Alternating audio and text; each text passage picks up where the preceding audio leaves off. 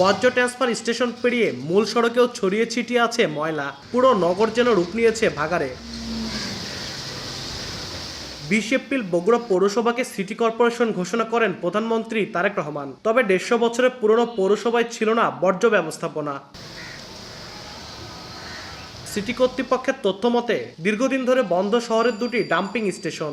172টি ভ্যানে শহরের আবর্জনা সংগ্রহ করে ফেলা হয় 9টি স্থায়ী ও 7টি অস্থায়ী ট্রান্সফার স্টেশনে। সেখান থেকে অন্তত 300 মেট্রিক টন আবর্জনা যায় সদর উপজেলার বাঘপাড়ায় করতোয়া নদীর পাশে। এতে ময়লা নদীতে যাওয়ায় পানি দূষিত হওয়ার পাশাপাশি হারাচ্ছে নাব্য।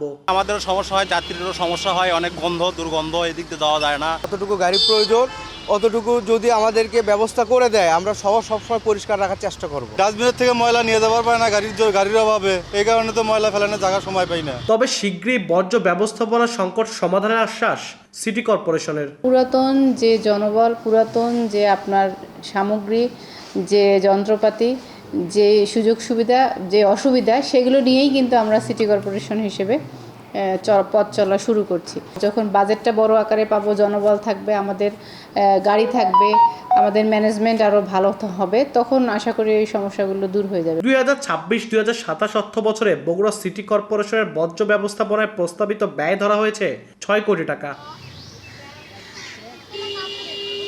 আব্দুল আউয়াল, সময় সংবাদ, বগুড়া।